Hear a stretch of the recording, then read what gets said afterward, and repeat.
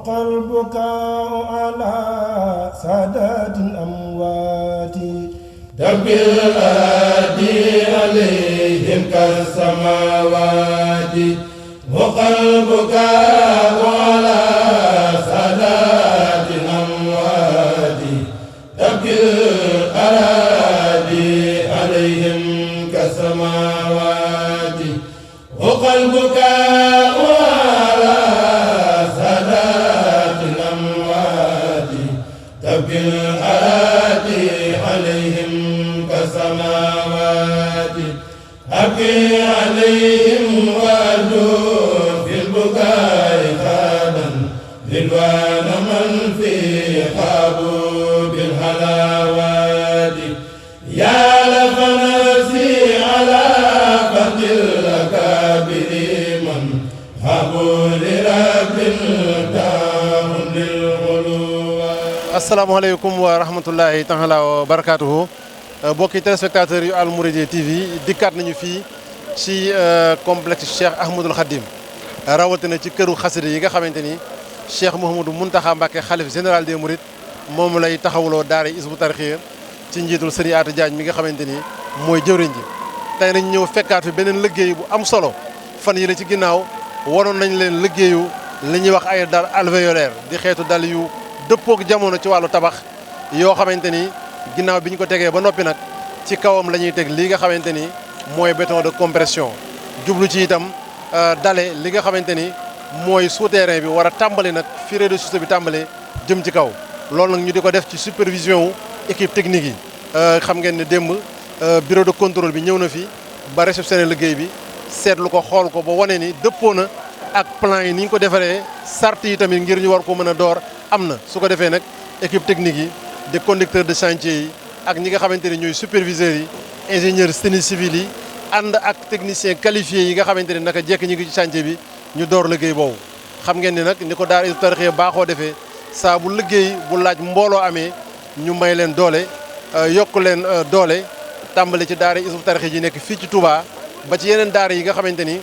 ñi ngi ci Sénégal fu mel ni Ndakaaru di ci taxawaay bu ràññeeku ak benn membre yi nga xam ne dañoo nekk ci daara Hizbut Tarqiyyah bitim réew yi te yàlla dogal liggéey bi diggante gàmmu ak màggal fekk leen fi kon incha allah dinañu ànd ak ñoom gis liggéey bi ni nga xamante ni lay doxee ñi nga xamante ni itam ñoo ciy yëngu ñu mën leen a laaj ñu leeral ñu fan la ñu toll ci liggéey bu am solo bi nga xam ne lépp mi ngi tàbbi ci këru xasida yi Cheikh Mouhamadou Mountakha Mbacké di liggéeyloo daara Hizbut Tarqiyyah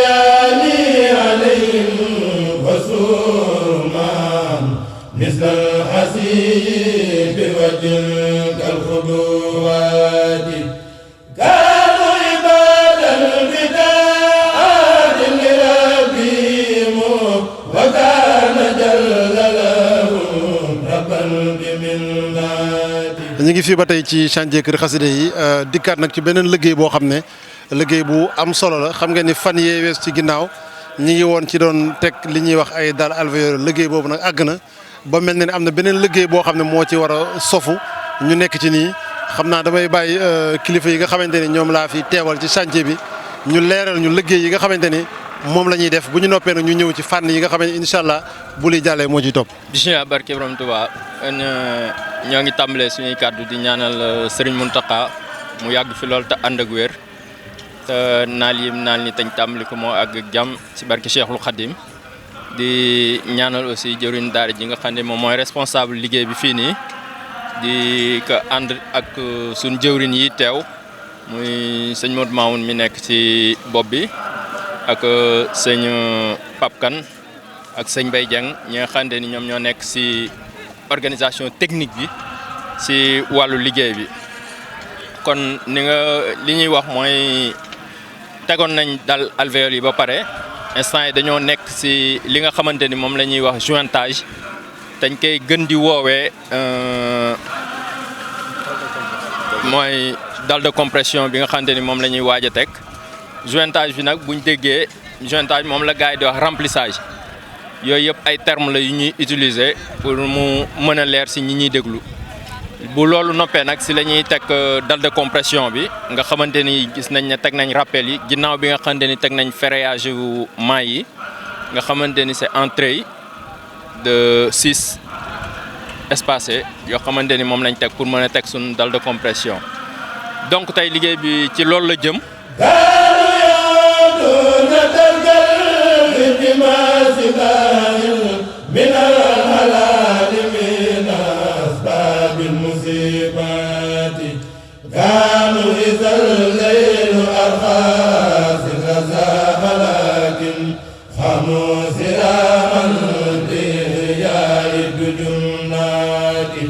sëñ Modou Mamoun gis nañ ne liggéey bi ay maçon am na ci waaye dafa mel ni gis nañ fi fan yi yeneen corps de métier moo xam électricien yi wala ñi liggéey ci informatique muy yeneen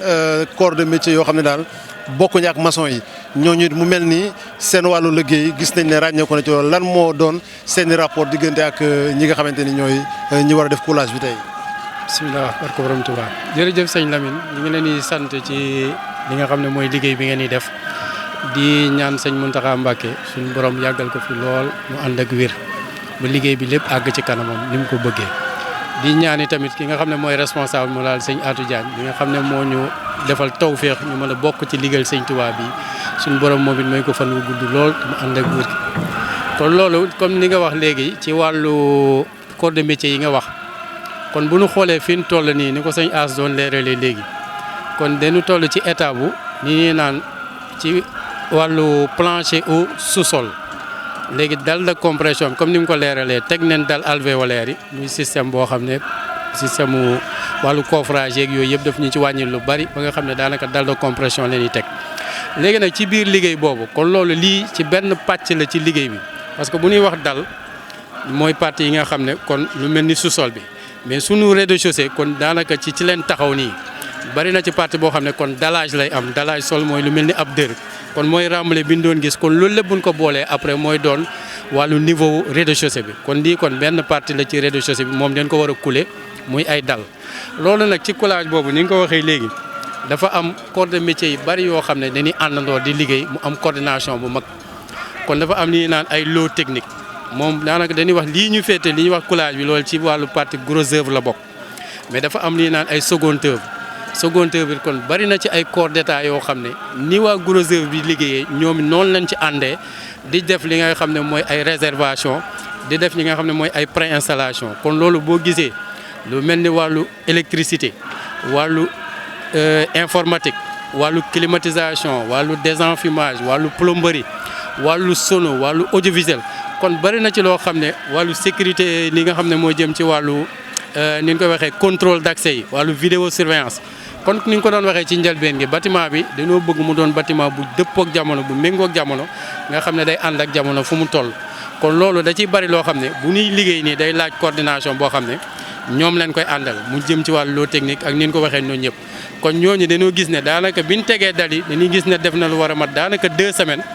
mais diggante boobu yëpp ñoom leen mayoon temps ñu mën a def seen liggéey mën a def seen installation yi ba nga xam ne réservation lépp dinañ ko waajal ba bu nu kulee yi tamit fu ñu ci toll ñoom dañuy ànd ak ñoom ci wàllu réservation. kon loolu ñi ngi ciy sant li nga xam ne mooy équipe technique bi di sant li nga xam ne mooy ingénieurs yi techniciens yi nga xam ne ñoo ñu defaral plan yi ak ñi nga xam ne ñoo koy exécuter kon loolu lépp gis neen ak bureau de contrôle bi da ngay gis ne kon benn synergie bu mag a mag a mag moo ci am ci liggéey bi moom di sant sëñ Touba ci ni nga xam ne moom lépp ni muy jàppandee di ànd di wéy.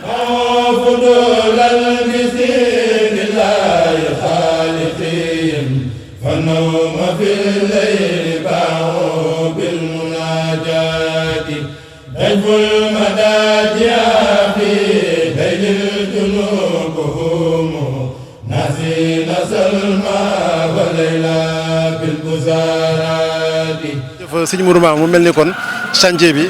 dañoo bëgg ñëwaat rek tey ci organisation bi gis nañu liggéey boobu ak léegi mi ngi dox mu mel ni kon bu tey bi tamit nécessité na benn organisation bu spéciale. bisimilah barke borom Touba waaw kon sëñ Lamine ni nga ko waxee léegi ci wàllu organisation chantier bi coulage bi ñuy def tey dafa xaw a am particularité xaw na wuute tuuti lu mel ni ak rajo bi ngeen fi ñëwoon fekk ñuy couler rajo bi nga xam ne volume béton bi épaisseur yi tolloon na ci ay 90 centimètres. kon lii moom dalle de compression la bu ñu xoolee partie supérieure bi en moyenne da nga naan épaisseur bi 5 centimètres la bu ak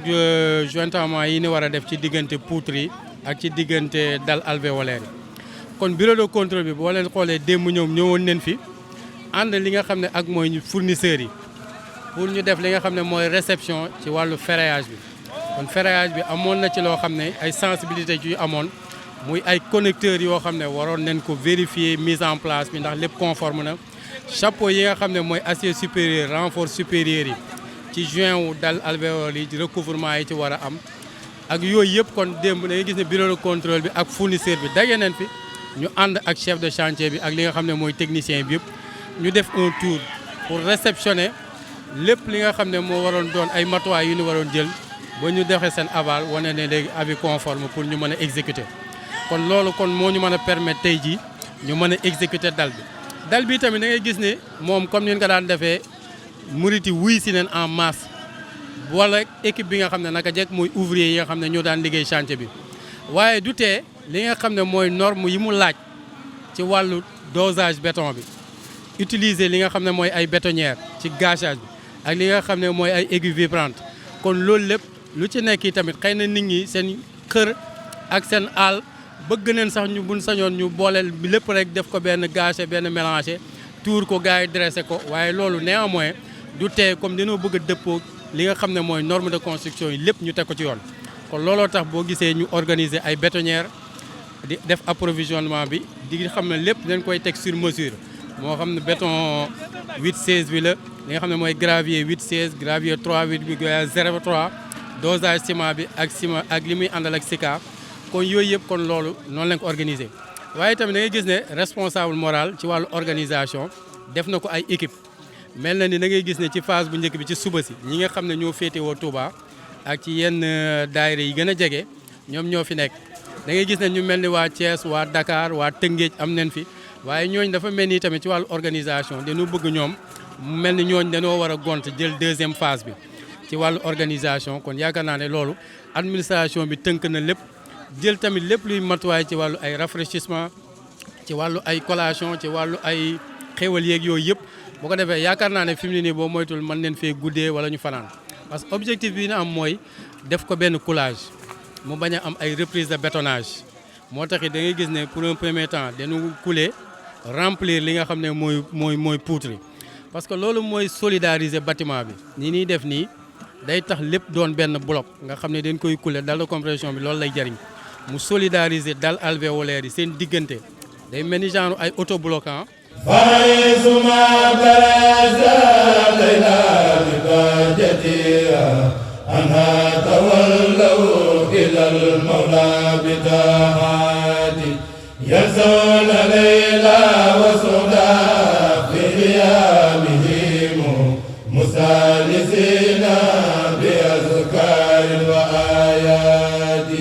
ñi ngi fii ba tey ci chantier Kër Xasida yi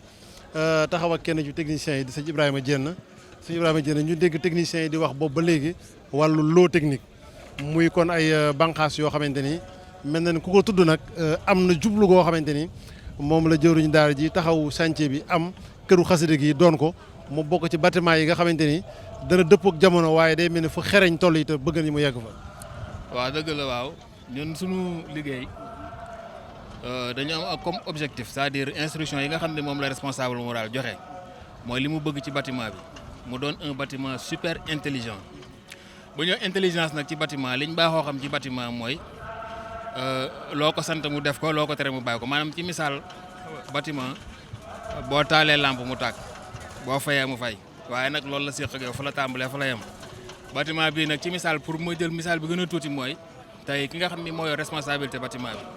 tey bu fekkoon ne dem na ba fàtte benn lampe buy tàkk bu demee ba biir këram bu toogee téléphone am dina sonné lu mu koy laaj ba xam yow lampe bii nga bàyyi yow yaa ko bàyyi intentionnellement wala danga koo fàtte bu ko nee dama koo fàtte bâtiment bi da koy laaj ndax ma fay ko wala ma bàyyi ko noonu mënu ko fayal mu daal di fay loolu nag noonu la maanaam exemple boobu dama la ko jël pour mu gën a nekk loo xam ne mooy gën a yomb a comprendre waaye bâtiment bi jéggi na loolu ndax am na ay barab yoo xam ne boo fa duggee maanaam dalay xàmmee dalay gëstu càmbar la xool la bu baax ci wàllu température boo ne salaamaaleykum li muy njëkk a def mooy xool sa température yaram naka la demee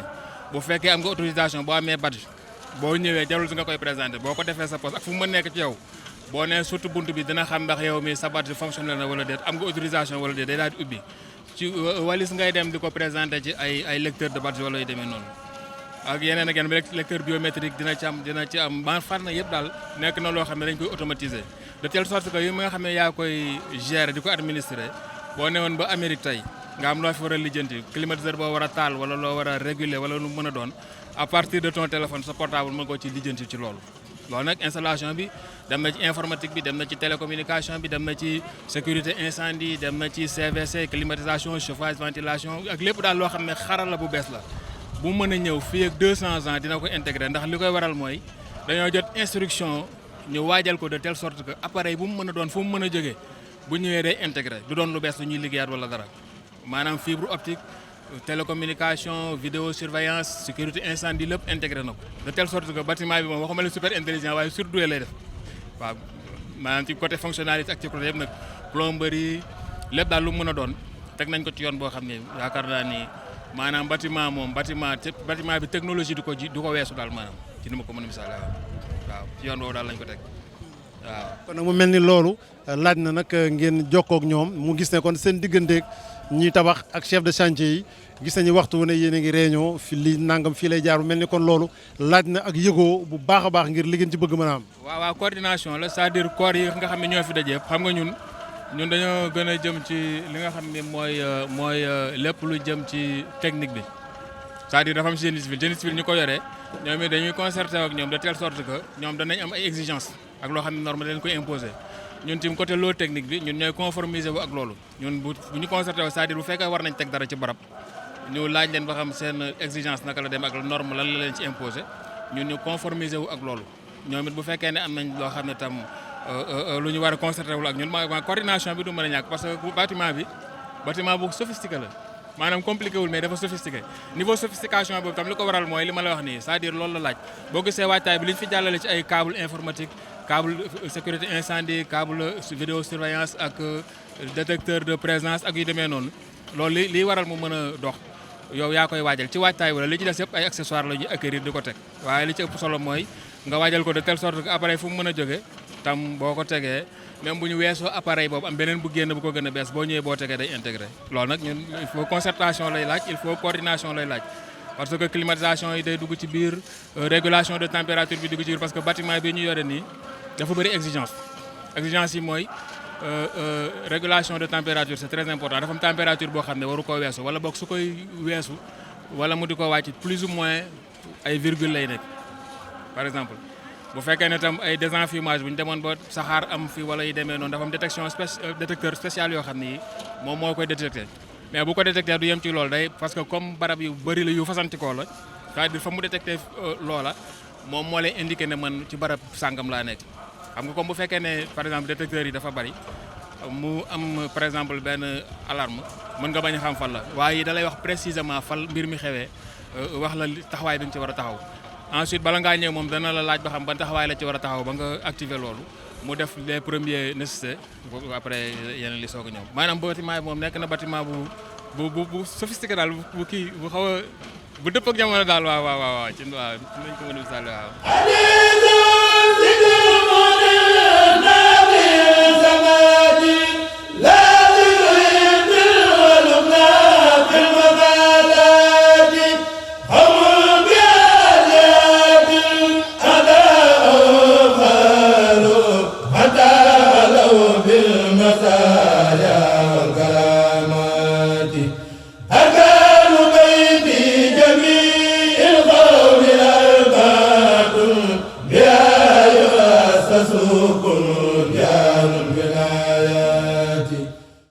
ci kaw loolu ci biir exigence su bâtiment bi li nga xam ne moom da koy laaj li tax li mu wuutee ak yeneen bâtiment yi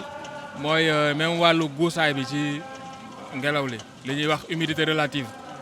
maanaam dañ ko ci seddaale c'est-à-dire dafa machine yoo xam ne maanaam dañuy réguler humidité relative yi maanaam su demee ba guus bâtiment bi dafa am benn guusaay boo xam ne moo war a conserver benn pourcentage boo xam ne waru koo weesu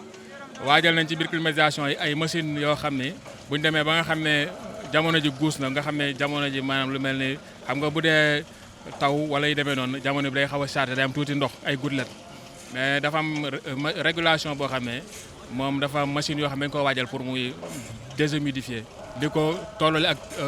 niveau d'humidité relative bi nga xam ne moom la war parce que livre yi dañoo exigeant bâtiment bi dafa exigeant moo tax fu ñu ci toll ci niveau bu ne am na lu ñu waajal loo xam ne moom moo koy ay hygromètre la yoo xam ne moom mooy taxawu liggéey boobu donc moom pour ma wax la tuuti rek ci niveau exigence su bâtiment bi ak degré sophistication bi ak li waral ñu câble yi bëri yi ngay gis ni ak waajtaay bi ak niñ ko waajalee nga xam ne jafe na nga gis ko ci bâtiment mais exigence yi moo waral mu demee noonu waaw loo tax mu demee noonu waaw. jërëjëf mu doon sëñ Ibrahima Diène bokk ci techniciens yi di liggéey ci wàllu lu technique di ko taxaw di ko ànd ak techniciens yi ñu koy sant bu baax di ko gërëm.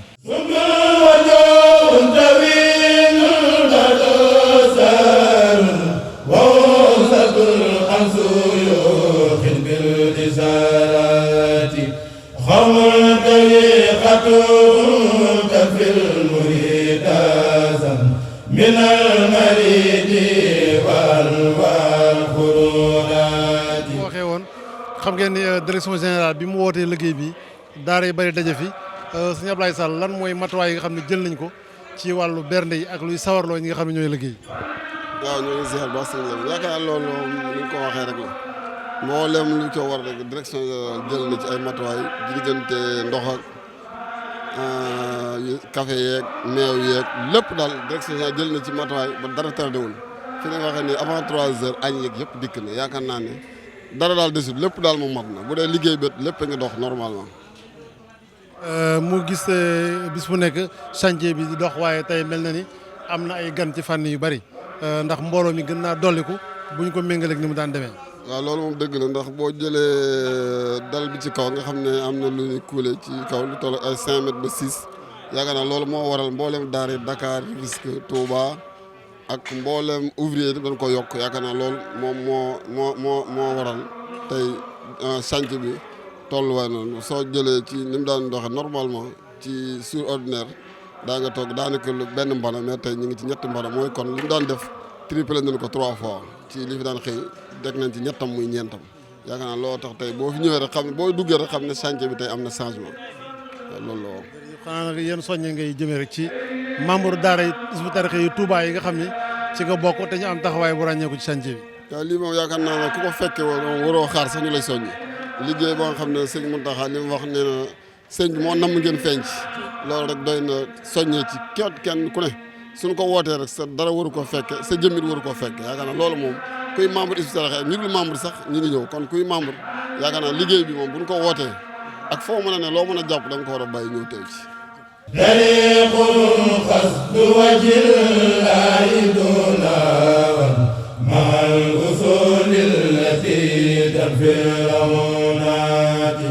min tawbatil khuddi ma khawfil rajal maharu isaru musdil dawaman bil qanaati وزود في كل فان بعده وراهم مع توكل صبر كل ساعات. Barakallah sëñ Lamine man kay xanaa damay soññ ba noppi damay soññ sama bopp ba noppi dara soññ kenn ndax yëg-yëg bi ma fi am ak cant gi ma fi am sama Lamine mënu ko tudd waaye soññee bi daal mooy bi ci gën a gàtt mooy ñu xam ne xolub Sëñ Muntaxa sedd na fi xelam dal na fi moom ci boppam nit day ñëw jëf-jëfi Pastef mu ne ko dañ may soññ wala mu ne ko damay soññ sama bopp ci yow lam cey tegit mooy nit ne ku ko soññ ci warteefam yaa ko dimbale te lii suñu warteef kon kay man damay santal sëriñ bi soññeem googu ne dugg ci biir soññu ga ba noppi na door soññ ñi fi nekk nag mu xam ne dana am tawfeex nag ku ko am leneen Sëñ Muntaxa jàngaloon rek ngëb ko te daw te dem rek bul taxaw bul geesu bu la kenn seen lii nag mooy tawfeex dama ko wax léegi doon yi tout tànk yi door a jóg ak ñu ne ci diggante bi ak màggat mi mënoo leen a xam ne yitte ji jenn la Pastef bi benn la doxin wenn la loolu nag mooy tawfeex juré ji li sëñ fàggul junu sax laa yow duma ji leen sëriñ fàggul waaye noonu noo ko bokk sëñ bi fii fàggu teeb sëriñ moo fi nekk ndax yéeg-yéeg bii fi nekk yéeg-yéeg boobu képp la sëñ bi doon def ca mag ña bañ dem bañ raw ko ñu war a raw yéeg-yéeg boobu ne leen fi gis te nag santaat yàlla ci jëwriñ ju mat jëwriñ itam liggéey itam jëwriñ ju mat jëwriñ la muy doxee la ab liggéey di keneen leneen mënu ko ndax ki xam li muy xam fa mu jëm naa la ñëwoon dem te na ci yoon way dem te la sëñ Mountakha waxoon di doxee ku dem ma dem ku demul ma dem ku yàlla ñor di mu da ngay daw topp ci moom loolu lay yëg ci barab bii maa ngi fi seen sëñ daam bee nga xam ne melokaanam wee bu nekkoon ndaam du mel ne léegi fii la ko jëlee fii la jëlee defar gi kon ak cant rek fi mën a nekk sëñ Cheikh Lo bii bu tàggoon ci sànn naa mënul lëm itam bu demee ci lëmm du fekk dara lii képp moo fi maye dara bu toogoon sànn naa mënul lëm daal lëmm daa du ko fekk fii nag fii la dara nekk li mu mel nii sëñ Touba def na fa lu ñu mat a jàpp waaye sëñ Touba fu mu def dara nam ko fa defee loolu moo koy sàmm moo koy yokk damay wax ne def jërëb sëñ Touba bu nekk yitte ak pastéef moo ko laltaay moo koy sàmm itam nag ku ci sax day yokk te loolu jàngal li ñu ko jàngalit na ko sëñ Yablu fi wax na ma ko ba tey sëñ Moussa bi wax na ma ko ba tey xawaat na sëñ Mountakha mi sëñ bi lim na defal lanu ko may loolu moo koy sàmm te lépp nag yitte ak pastéef ci la daal buñ ca saxee fu ñu bëgg àgg dana fi àgg fii xam na ne mi ngi fi yàlla na ko fi borom sàmm nag ba muy yokk waxtu wu nekk ñaan sax mënta ñàkk dina ñaan ne bu ci seytaane amu yoon bu ci dara amu yoon borom mi téyel na ko boppam ba aar ko waaye dañuy gën a ñaan loolu nañ fi nekk te wér te jëwriñ ji ne ci kanam yàgg fi loolu wér yéen ñëpp yàgg fi te wér sëñ bi dugal na ci biir kaaraange loolu ba noppi nag yóbbu na nu dem nga dem fa mu ko bëggee sëñ Mountakha mi ni suñu kanam nag te lépp di yéeneen joo xam ne suñu borom dana ko àggale suñu borom boole ñu koy àggaleel na ànd ak moom liggéey bi fa mu xool jëm fa suñu borom dana ko fa àggale waaye nan ànd ak moom dem fa ci lépp nag ci wet yëpp loolu daal lan mën a ñaan sant rek sëñ la xamul lu ñuy wax dañuy sant li ciy teg daal mooy li muy liggéeyal sëñ Mountakha mii ci turu sëñ Touba liggéey boobee la ñu wax mu téel nu ko na fi yàgg lool ànd koog moom nu ànd koog moom te wóor na Seexul Xadim ne li ñuy wax moom mu ngi koy dégg xam na ne loolu ñor nanu xam na ne loolu day am dëgg la jërëjëf ñor lépp day am xam naa ne féete nga foo xam ne dana tudd sa tur te yaakaar ne yaa ngi fi sax te newu fekk la nga ci daan defati su la gisul kon bëgg nga gaaw a ñëw soo ñëwee mu bëgg nga di ko defal waaye loolu yàlla na yàgg waaye جاد نفس وسوء بالخطائر ترك التفات إلى حال البريات طريق حسرة الجال واسمها لا بد منها لأرباب الإرادات فمقصد وهو ما يفضي إلى سفر منها دليل كزيخ في فتوحات وزاد وهو التقى منها سلاهم وهو الهدوء الذي ينفي النجاسات منها سراج بذكر الله جل وعلا منها المدايا بإمات العليات منها الوكاس بهاج والنزام لدى أهل الطريقة حزم بالحقيقات ومن لوازمها من هاجها أبدا وهي الشريعة في بل وغايات ورفقة وهي إخوان لهم إمام مع الوفاء بصدق في الحقوق